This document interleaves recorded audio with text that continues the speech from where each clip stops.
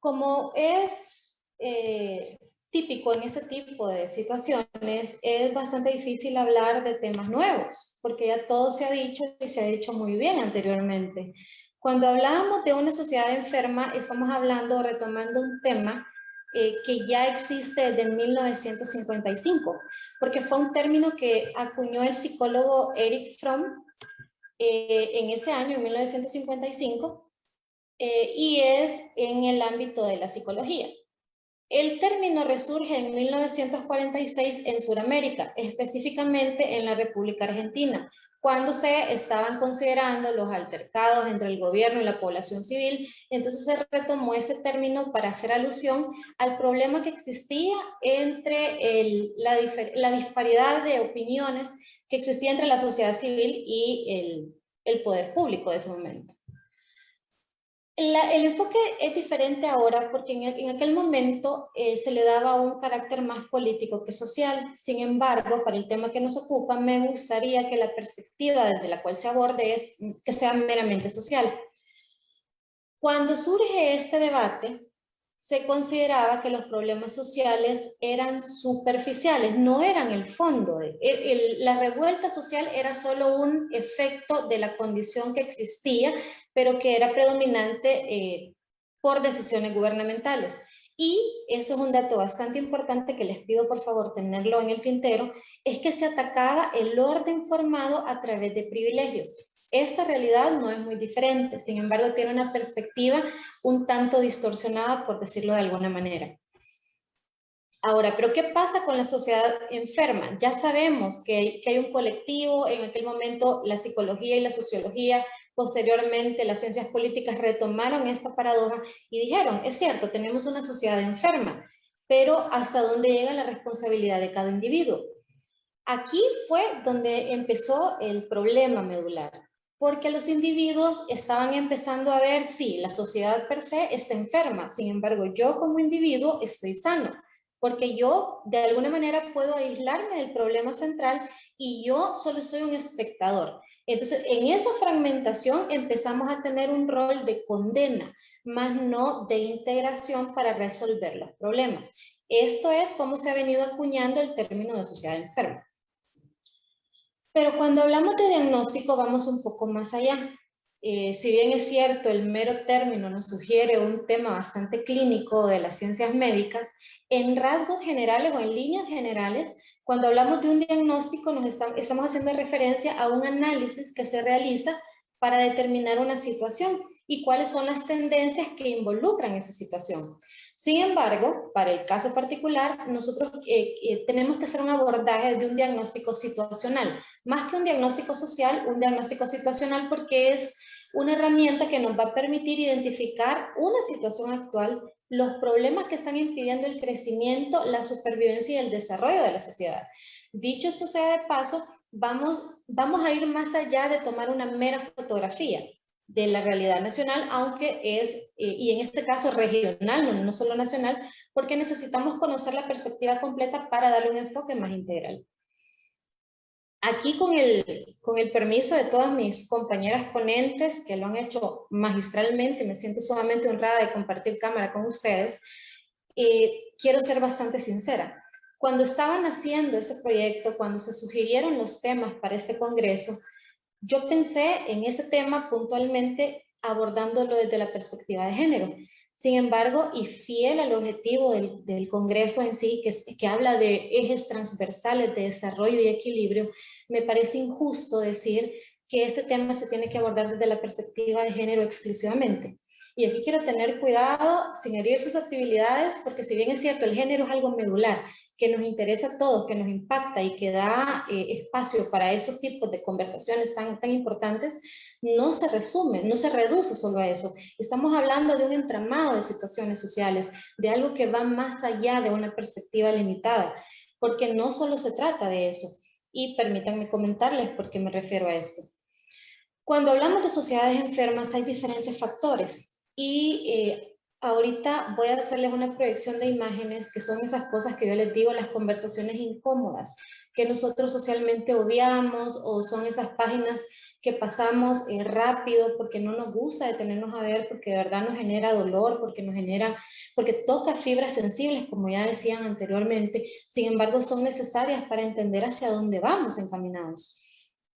En la pantalla que les comparto pueden ver un niño, un menor de edad, no mayor de 3 años de edad, que está con sus manos haciendo señas alusivas a un grupo de pandillas que radica en Centroamérica y en El Salvador con mucha fuerza, que es la pandilla, la MS, la Mara Salvatrucha, que es un niño que en su inconsciencia, que en sus escasos conocimientos ya está imitando sus patrones sociales. Ahora tenemos una nota periodística de un hombre que roció gasolina sobre una anciana de 75 años y le prendió fuego. ¿Por qué estoy trayendo a colación todo este tipo de eventos? Porque como yo les decía, en un diagnóstico situacional tenemos que estar viendo la realidad reflejada en fotografías, en blanco y negro. Y si bien es cierto, la noticia que ustedes están viendo en pantallas involucra a una mujer, eso está yendo más allá que un mero feminicidio, que es un crimen de odio por el hecho de ser mujer. Esa es una mujer indigente en estado de vulnerabilidad, que un hombre la ataca sin mayor razón, de querer hacer daño. En el ataque fue también lesionado el conviviente de ella, lo que trasciende los estereotipos del Código Penal y de las leyes especializadas en género.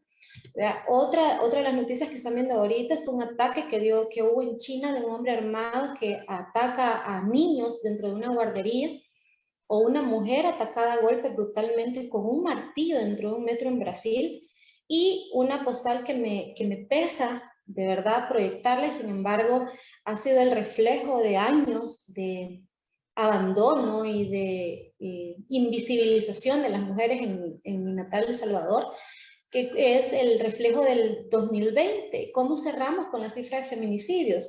Según Amnistía Internacional, El Salvador es uno de los 2 principales países más peligrosos para ser mujer. Entonces, ¿por qué este desfile de barbaridades? Me preguntarán. Porque es que es lo que estamos viendo, porque esos son los síntomas que realmente tenemos. Y estos van mucho más allá de una brecha de género. Es que estamos enfermos en todas las aristas de la sociedad. No es algo que está específicamente enfocado a un sector. Pero eso nos lleva a otra gran pregunta. ¿Cuáles son las causas que están motivando este tipo de acciones?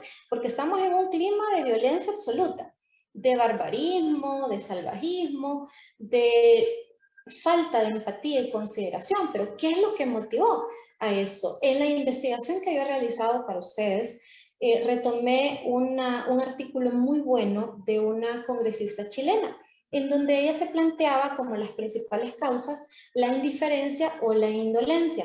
Inicialmente uno tiende a confundir o como sinónimos esos 2 términos. Sin embargo, existen diferencias importantes que hay que retomar.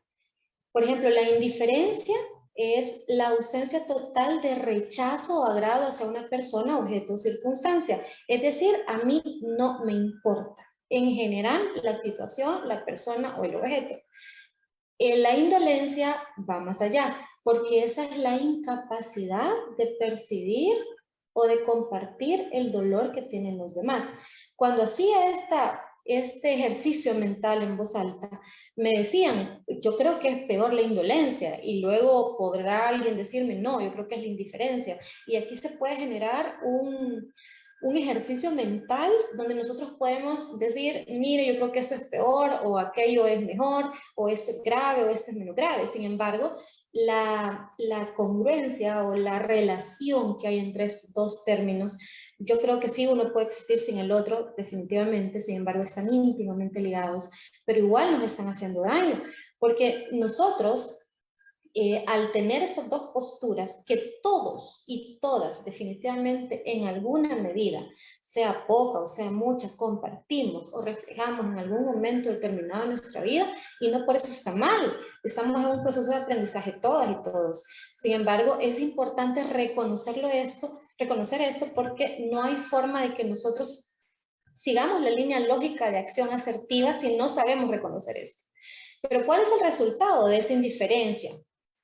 En las imágenes se trataba de proyectar 2 grandes extremos. El mundo entero se ha polarizado y está lleno de conflictos por todos lados. nosotros no podemos hablar de uno en específico, es que hacia donde giremos la vista vamos a tener ese tipo de situaciones. En la pantalla se pueden visualizar las marchas sindicales, que es uno de los conflictos eternos que hemos tenido socialmente, que a raíz de él también han habido cambios importantes como la revolución industrial, por ejemplo. Sin embargo, son temas no resueltos por la misma incapacidad que tenemos de ponernos en los zapatos de la otra persona. Entonces tenemos, por un lado, el sindicalismo que está tratando de lograr un equilibrio. No estoy diciendo que lo hagan de la mejor manera entre la línea patronal y la línea obrera. Ese es uno de los conflictos sociales que tenemos. El otro son los conflictos políticos que tenemos, que es, las imágenes que están viendo son las recientes protestas del país hermano Guatemala y las ya famosas revueltas políticas que se han suscitado en Venezuela. Más allá de las líneas políticas, mucho más allá de corrientes económicas como capitalismo, etcétera, nosotros estamos tratando, estoy tratando en este momento de señalar los conflictos existentes y la incapacidad que hemos tenido de regular un punto medio. Otro, y ese de verdad que se los digo muy a pesar mío, porque valga mencionar que he dedicado los últimos más de 5 años de mi vida profesional y personal a la protección o a tratar de garantizar los derechos humanos de las mujeres en el país con mucha fuerza, estoy orgullosa de decirlo. Sin embargo, estoy en la obligación moral de decir que hemos caído en una polarización absoluta donde el feminismo recalcitrante está atacando al machismo recalcitrante. Y hemos sido, como decía mi antecesora, hemos sido incapaces de lograr una postura asertiva, porque no estamos desmejorando las luchas que han habido. Es absoluto, claro que no. Y yo retomo palabras importantes de grandes pensadores como aquel que dijo que ningún derecho puede ser conquistado apelando a la calidad moral del opresor. Totalmente de acuerdo. Sin embargo, la historia en su ir y venir nos ha enseñado que no es posible seguir manteniendo posturas tan radicales. Y ese congreso tocó un tema importante para mí personalmente cuando hablan de equilibrio, porque el equilibrio es eso, tratar de encontrar un justo medio, un punto medio de equilibrio. Entonces, ¿pero qué tenemos ahorita? Tenemos una polarización extrema, es decir, la división en extremos opuestos, sin haber puntos medios. Y lo duro también es que las facciones extremas también existen dentro de un mismo movimiento. En algún momento durante la ponencia de mis antecesoras yo llegué a confundirme un momento, porque cuando nosotros hablamos tan claro o tan desde una perspectiva personal de estos temas como el feminismo, hemos llegado inclusive a decir, nos estamos confundiendo, nos estamos contradiciendo entre nosotras mismas. Para nada, eso es totalmente falso. Sin embargo, tenemos que ser claras nosotras mismas en el camino que tenemos que seguir para poder hacerlo bien. Y es que hemos hecho una lucha importante a través de años de historia, eso no se puede negar. Sin embargo, debemos sacar la punta al lápiz y afinar el trazo para no caer en esto mismo que nos ha matado durante tanto tiempo. Pero entonces me pueden decir, está bonito el debate intelectual, ¿vea? Está bien, hay polarización, tenemos conflictos existentes, pero entonces, ¿cuál es la propuesta de valor? Porque eso puede ser una discusión académica y un gula intelectual preciosa, pero ¿hacia dónde vamos? Porque si no tenemos una propuesta clara, no somos asertivos. La propuesta de su servidora, desde una perspectiva totalmente personal y que me permito compartir con ustedes, es la de crear un puente.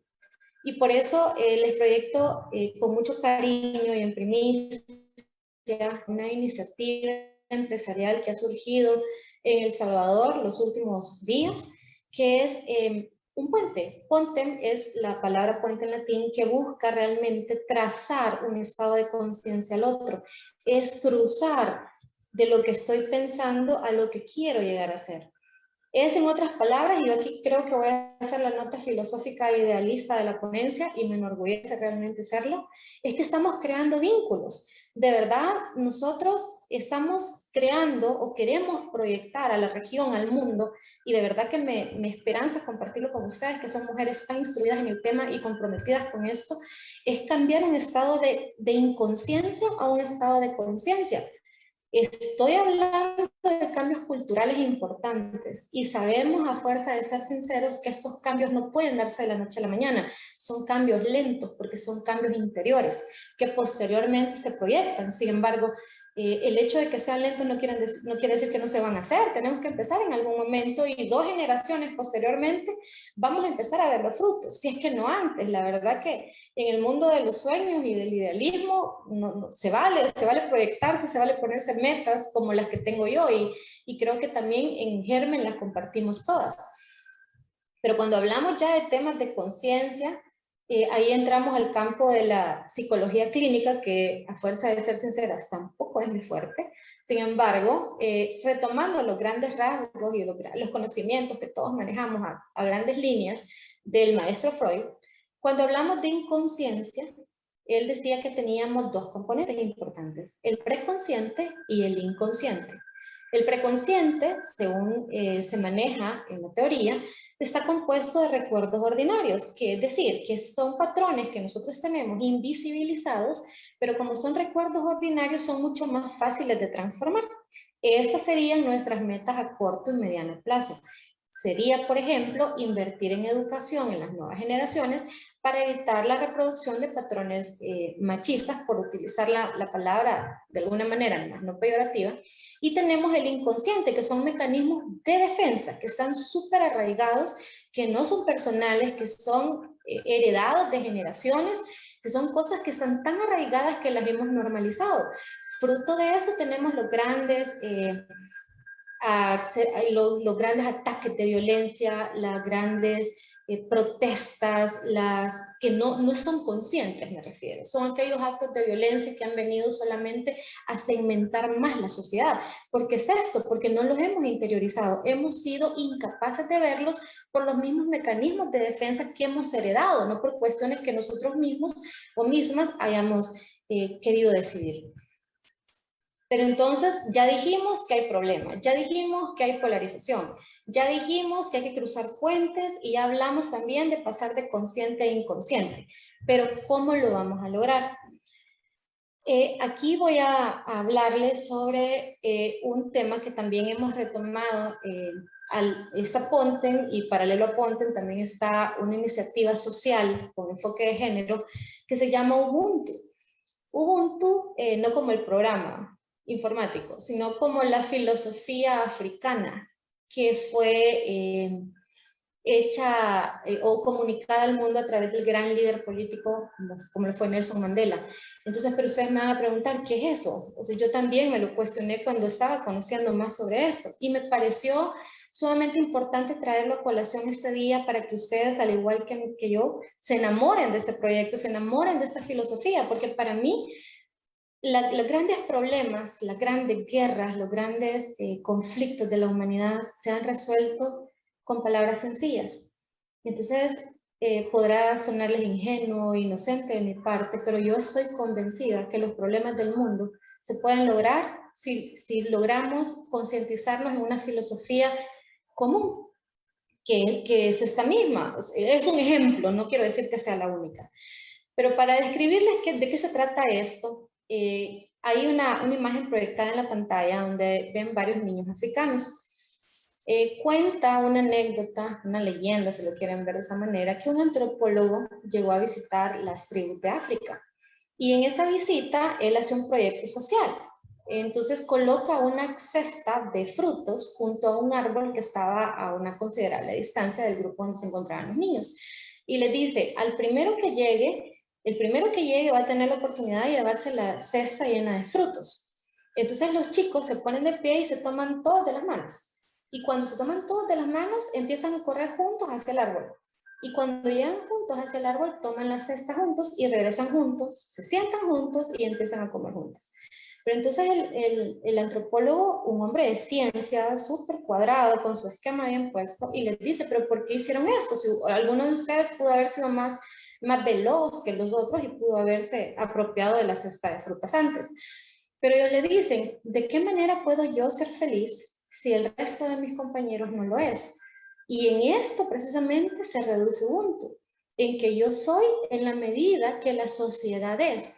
Es decir, yo como individuo soy porque todos somos. No existe alguna forma en que yo sea una mujer o un ser humano integral y súper resuelto y satisfecho de mi vida si ustedes, mis compañeras, mis compañeros, la sociedad en general, no se encuentran en el mismo estado. Entonces, ahí tienen la fotografía de que para mí es el ideal del líder político. Y Ubuntu, en mis palabras, se concibe como un individuo, al individuo como un organismo vivo dentro de una sociedad. Si ustedes recuerdan, al inicio de la ponencia yo les presentaba al individuo ajeno a la sociedad, el individuo que decía, la sociedad está enferma, sin embargo yo no estoy enfermo. Los enfermos son ellos, yo soy un mero espectador. Entonces, esta filosofía de vida viene a decir, no, si la sociedad está enferma es porque yo también lo estoy. Y ella va a sanar en la medida en que yo aporte para que la sanación sea integral, sea un equilibrio. También la realización personal del individuo es proporcional a la realización de la sociedad misma. Es decir, no puedo contemplar a una sociedad fuera del individuo y viceversa. Es decir, yo me realizo en función de mi medio y como tal trabajo. Y aquí también creo que es recordar bastante la filosofía pacífica de Gandhi, que para mí también es uno de los grandes personajes del siglo, de verdad que ha tenido un legado importante, que la violencia no se puede combatir con violencia. Definitivamente la historia en su ir y venir cíclico nos ha enseñado que no es la salida. Y aquí no estamos diciendo que vamos a hablar de una pasividad o de aguantar, no, es de saber exigir nuestros derechos, de continuar con nuestros esfuerzos, sin embargo ya no atacando, ya no vamos a vernos como seres aislados, sino como un ser integrado y que en la medida que creces tú, crezco yo. Y por supuesto, bajo esa perspectiva, consideramos y considero personalmente que los conflictos sociales a los que nos estamos enfrentando pueden resolverse. Claro que hay una solución, sin embargo, no podemos construirla solo.